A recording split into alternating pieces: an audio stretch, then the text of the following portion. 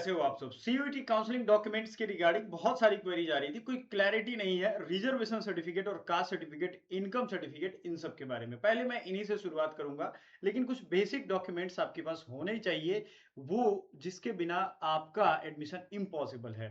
वो कौन कौन से डॉक्यूमेंट्स है, आइए बात करते हैं। पहले तो एकेडमिक डॉक्यूमेंट्स की हम बात करेंगे। चैनल को लाइक कर दीजिएगा, सब्सक्राइब भी कर दीजिएगा और अपने दोस्तों के ग्रुप में इस वीडियो को शेयर कर दीजिए ज्यादा से ज्यादा। अगर आप 2027 के लिए तैयारी कर रहे हैं तो हमारा ग्रुप ज्वाइन कर लीजिए वहां से, और डिस्क्रिप्शन में हमारा व्हाट्सएप नंबर भी है, उससे भी आप कांटेक्ट कर सकते हैं।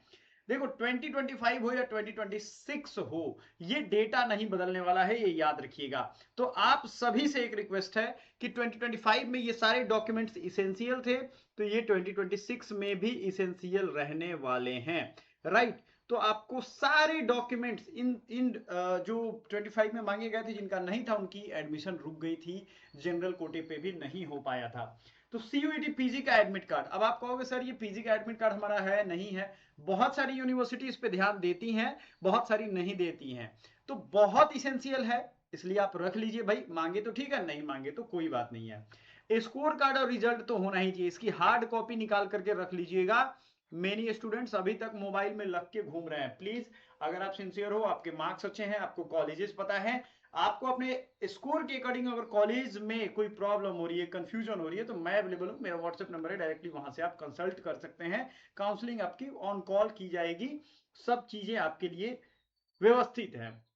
क्लास 10 के मार्कशीट एंड सर्टिफिकेट, ये मोस्ट इसेंशियल है। देखो सुप्रीम कोर्ट, हाई कोर्ट की भी गाइडलाइन है कि क्लास 10th के मार्कशीट एंड इसके सर्टिफिकेट, बहुत सारे स्टूडेंट में या बहुत सारे लोगों में ये दोनों एक ही होता है, बोर्ड में एक होता है, लाइक उनके मार्कशीट ऊपर रहेंगे और नीचे सर्टिफाई किया रहेगा। लेकिन जैसे बिहार बोर्ड में या यूपी बोर्ड में या अलग अलग बोर्ड में अलग अलग हो सकता है, किसी में एक भी हो सकता है, तो ये दोनों होना चाहिए। ये डेट ऑफ बर्थ का प्रूफ है, मैंने सुप्रीम कोर्ट हाई कोर्ट का नाम लिया था, यही रीजन है। आपका जन्म तिथि इससे डिसाइड होता है, ठीक है। क्लास 12th के मार्कशीट एंड सर्टिफिकेट, फिर से मैं बताऊं, बहुत सारे स्टूडेंट्स ऐसे हैं जिनका सर्टिफिकेट और मार्कशीट बोर्ड का एक ही में होता है। अगर अलग अलग है तो आप कॉलेज जाइएगा और वहां से कलेक्ट कर लीजिएगा। बहुत लोगों को ये पता ही नहीं है कि सर्टिफिकेट भी लाना होता है, तो प्लीज गो एंड कलेक्ट। आप अपने कॉलेज में एक बार पता कर लीजिए फोन करके या कैसे भी, ये जरूरी है। क्योंकि अगर आप मार्कशीट सिर्फ दिखाते हो तो मार्कशीट की डुप्लीकेसी चलती है, तो उन्हें शक होता है, फिर आपके प्रॉब्लम्स आ जाएंगे। मैं नहीं चाहता किसी तरीके के आपकी लाइफ में प्रॉब्लम आए इन सब चीजों की वजह से। ग्रेजुएशन मार्कशीट एंड डिग्री, अब ग्रेजुएशन में एक यहाँ पे प्रॉब्लम है। ग्रेजुएशन जितने सेमेस्टर्स हैं सभी सेमेस्टर के लेकर के जाओगे, सभी सेमेस्टर में पास होने चाहिए, ये भी ध्यान रखना। जैसे बीएचयू में क्या होता है कि सभी सेमेस्टर में पास है, किसी भी कोर्स का सब्जेक्ट का मार्क्स जुड़ा और किसी का नहीं जुड़ा तो आप फेल हो जाते हो। आपकी गलती नहीं, वो सिस्टमेटिक नहीं चढ़ा इंटरनेट पे, जिस वजह से अपडेट नहीं हुआ, तो उस वजह से आपके सर्टिफिकेट में वो फेल दिखाता है, तो वो सेंट्रल ऑफिस जाकर के बच्चे उसे रिफॉर्म करा लेते हैं, सुधर जाता है। वही चीज आपकी यूनिवर्सिटी में क्या नियम है, इसको फॉलो करते हुए उसको ठीक करवाना होगा, फेल नहीं दिखना चाहिए। ईच एंड एवरी सेमेस्टर लेकर के, अगर आपका लास्ट सेमेस्टर का एग्जाम नहीं हुआ है, ध्यान से समझिएगा इस पॉइंट को, तो आपके पास ना फाइनल मार्कशीट होगी, ना आपके पास प्रोविजनल डिग्री होगी, ना आपका कोई सर्टिफिकेट होगा। तो आपको क्या किया जाएगा, आपको आपके इस कार्य को पूरा करने के लिए, यानी लास्ट सेमेस्टर के मार्कशीट, उनके जो डिग्री सर्टिफिकेट है, इनको देने के लिए आपको अक्टूबर तक का टाइम दिया जाता है। यानी एडमिशन हो जाएगा, आप अपना प्रोसेस स्टार्ट कर दोगे, आपको अक्टूबर तक दिया जाता है मौका। अगर आप अपियरिंग स्टूडेंट हो तो, अगर आप ओल्ड स्टूडेंट हो, आपका गैप है 1 साल या 2 साल, तो आपने तो कलेक्ट करके रखा होगा, नहीं करके रखा है तो प्लीज एकेडमिक ये डॉक्यूमेंट्स हैं, इनको कलेक्ट करके रख लीजिएगा। ये सारे मांगे गए थे। अब दूसरा आते हैं हम कैटेगरी सर्टिफिकेट पे। Category certificate SC, ST, OBC, EWS, ये आपके लिए अगर प्रिस्क्राइब है। जैसे अनरिजर्व्ड कैटेगरी के अगर आप हो, आप अनरिजर्व कैटेगरी के हो, तो भैया आपको तो जरूरत है ही नहीं इस चीज की, नॉट नेसेसरी, ठीक है ना। आई होप आपने वीडियो लाइक कर दिया होगा, ठीक है ना। तो ये नेसेसरी है ही नहीं, तो आप लेकर के क्या करोगे, कोई फायदा नहीं है। ईडब्ल्यूएस और ओबीसी, इन दोनों के रूल्स को ध्यान में रखिएगा।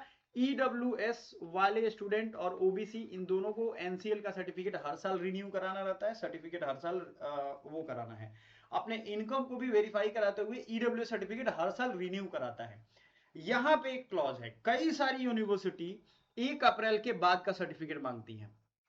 अब ये हड़बड़ा के अभी चले मत जाना बनवाने, मैं ये क्यों कह रहा हूँ समझिएगा। पिछली बार टिस एंड डीयू में ये अलग अलग वेरिएशन देखा गया था। डीयू ने कहा कि भाई 1 जनवरी के बाद चाहिए और टिस ने कहा कि हमें अप्रैल के बाद का चाहिए। आपने फॉर्म अप्लाई करते वक्त पुराना दे दिया है, कोई उससे प्रॉब्लम नहीं होगी। आपको ले करके जाना है अपडेटेड। अगर आपने जनवरी के बाद भी बनाया है, समझिए इस चीज को, जनवरी के बाद भी अगर आपने बनाया है तो आपको नया बनाने की जरूरत नहीं है, क्योंकि ऑफिस वाले बनाएंगे नहीं। आप उसको ही अपलोड भी करोगे और वहां प्रस्तुत भी करोगे, क्योंकि 1 साल से ज्यादा पुराना होना नहीं चाहिए। अगर मान लो आपके 1 साल से पुराने हैं, आपने फॉर्म तो भर दिया, रिजल्ट आ गए हैं, तो आप प्लीज जाइए ऑफिस में अप्लाई करिए और इन दोनों को प्राप्त करिए जल्द से जल्द। 1 साल के अंदर का कम से कम होना चाहिए। कई बार होता है डोमिसाइल सर्टिफिकेट मांगा जाता है, खास करके स्टेट यूनिवर्सिटी में ऐसा मांगा जा सकता है। वैसे भी आपको डोमिसाइल सर्टिफिकेट अपना रखना है, ठीक है ना। बिहार डोमिसाइल वो मांग दे कि यूपी डोमिसाइल, एक एग्जांपल दे रहे हैं। टीसी या माइग्रेशन सर्टिफिकेट, टीसी या माइग्रेशन ट्रांसफर सर्टिफिकेट और माइग्रेट करना एक ही बात होता है भाई। तो बहुत लोग इसमें कंफ्यूज है, सर टीसी क्या होता है, माइग्रेशन क्या होता है। कुछ जगह इसे सीएलसी कहते हैं, कॉलेज लिविंग सर्टिफिकेट, यानी कॉलेज छोड़ रहे हो तो ट्रांसफर हो रहा है, ट्रांसफर हो रहा है तो माइग्रेट हो रहा है, बात तो वही है यार। तो इसमें अलग जगह पे अलग अलग नाम है, काम सेम है, टीसी, सीएलसी और ये तीनों। अब आते हैं ट्रांसफर सर्टिफिकेट और कॉलेज लिविंग, मैंने लिख दिया है यहाँ पे ताकि आपको मतलब दिक्कत ना हो। एक यहाँ बड़ा इंपॉर्टेंट चीज है, character certificate from the last attended institutions. अलग अलग इंस्टीट्यूट जो हैं वो कैरेक्टर सर्टिफिकेट जारी करती हैं, कई इंस्टीट्यूट नहीं जारी करती हैं, ये ध्यान रखिएगा। अगर वो जारी करती हैं, जैसे हमारे आर्ट्स फैकल्टी में बीएचयू में जारी किया जाता था, तो उनसे मुझे मिला है। पासपोर्ट साइज फोटोग्राफ आपको चाहिए। अच्छा, पासपोर्ट साइज फोटोग्राफ कितना लेकर के आप रखोगे, अब ये डिपेंड करता है कि आप कितने कोर्स में और कितने यूनिवर्सिटी में अप्लाई कर रहे हो। सपोज करो बीएचयू में ही आप 4 कोर्स अप्लाई कर रहे हो, तो भैया आपको 20-30 फोटो कॉपी, वो 20-30 फोटोज लेकर के रखो। एडमिशन तो अल्टीमेटली आप एक ही में लोगे, लेकिन आपको तैयार रहना चाहिए। वैसे भी ज्यादा फोटो क्लिक कराओगे तो आपको पैसे कम लगेंगे, तो एक बार में 20 कॉपी करके रख लो, 4 से 6 फोटोग्राफ, अगर सिर्फ सिंगल आप कोर्स में जा रहे हो तो, क्योंकि कई बार यहाँ मांग लिया जाता है। ठीक है, उसी तरीके से आपको अपने आधार, बहुत लोग आधार वाले नहीं होंगे तो उनको आधार कार्ड में अपना अपडेटेड फोटो रखिएगा। ये मतलब बहुत लोग नहीं अपडेट करवाए हुए हैं, तो ध्यान रखिएगा ये अपडेटेड रखिए। वोटर आईडी भी, भारत भर में वोटर आईडी मिल रहा है तो वोटर आईडी भी रखिए, क्योंकि कई बार मैच नहीं होता है तो वो दूसरी डॉक्यूमेंट मांग लेते हैं। वहां पे रखना आपको सब है, पैन कार्ड और या पासपोर्ट। आपके पास बहुत सारे स्टूडेंट्स जब जाते हैं टीए के सेंटर पे, मैं जाता हूँ, तो वहाँ पासपोर्ट लेकर के वो रेडी रहते हैं। और बहुत सारे स्टूडेंट हैं जो पैन कार्ड भी लेके जाते हैं, पासपोर्ट भी लेके जाते हैं। कोई भी एक लेके जाओ, लेकिन जाओ, पासपोर्ट ज्यादा वैलिड डॉक्यूमेंट है, अगर आधार वोटर आईडी ये सब नहीं है तो।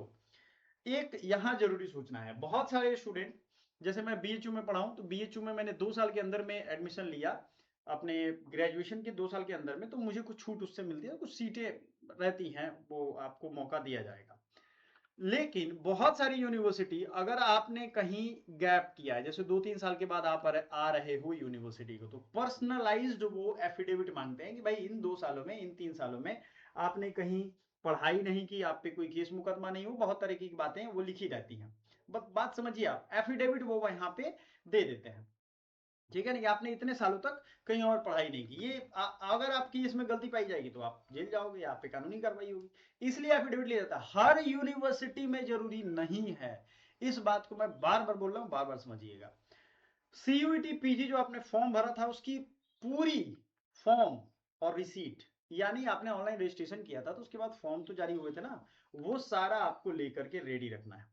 वो आपको चाहिए ही चाहिए, बिना उसके होगा ही नहीं, आपको सोचना भी मत, वो बेसिक है। उसके बाद अगर यूनिवर्सिटी कोई और डिमांड करता है, जैसे टिस के केस में मैं बता देता हूं आपको, वो किसी किसी इनकम ग्रुप को किसी किसी इनकम ग्रुप वाले स्टूडेंट को इनकम सर्टिफिकेट मांगते हैं। कई बार उनको हॉस्टल अलॉटमेंट में या कई चीजों में उनको कुछ नई रूल्स वो लागू कर देते हैं। एक तो इनकम सर्टिफिकेट आपने देख लिया, ठीक है ना, इनकम सर्टिफिकेट ये तो आप समझ गए। इनकम सर्टिफिकेट का क्या रोल है समझ गए आप, जब से ये आंधी तूफान है, मच्छरों का जलवा है ना इनकम सर्टिफिकेट, इसका अपना एक रूल है टिस में। अगर वो डिमांड करते हैं तब तो पहले से बनवा लो भाई, जो आपने सीयूटी पीजी के फॉर्म में भरा है। ये नहीं कि अपने मन से जाके गरीब बन गए, नहीं, जो भरा है उसका बनवाना पड़ेगा आपको, ठीक है, ये याद रखिएगा। चलिए, इनकम सर्टिफिकेट आप समझ गए हो, any other document prescribed bye university. एक चीज और, जितने भी ओरिजिनल डॉक्यूमेंट्स हैं 2 से 3 set of self attested photocopy should be carried out. आपको 2 से 3 सेट ऑफ फोटो कॉपी रखना ही रखना है। यूनिवर्सिटी हो सकता है कुछ और भी रिक्वायरमेंट आपको मांगे, सभी ओरिजिनल के फोटो कॉपी करवा के रखिएगा, ओरिजिनल भी रखिएगा, और सेल्फ अटेस्टेड यानी कि नीचे आपको लिख देना सेल्फ अटेस्टेड, आप अपना साइन कर सकते हो। ऑफिशियल वेबसाइट काउंसलिंग की आपको चेक करते रहिए। ये सब अगर आप कर रहे हो तो आप सही रास्ते पे हो, अदरवाइज आप रॉन्ग वे जा रहे हो। इतना तो आप ये समझ रहे हो कि ये सब बेसिक डॉक्यूमेंट है। कई लोग आधार और 10th का मैच नहीं कर रहे, तो भाई उसको ठीक करवा लो। पैन कार्ड आधार कार्ड से मैच नहीं कर रहा है तो ठीक करवा लो, कम से कम आधार और 10th का आपका ठीक होना चाहिए।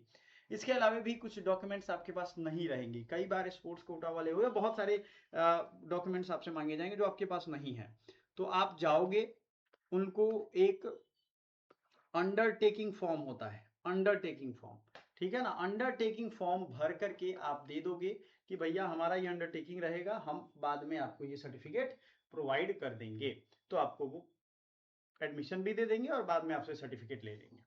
इसके अलावा भी आपके दिमाग में कोई क्वेरीज होगी जरूर पूछिएगा हमसे, मजा आएगा। Thank you so much.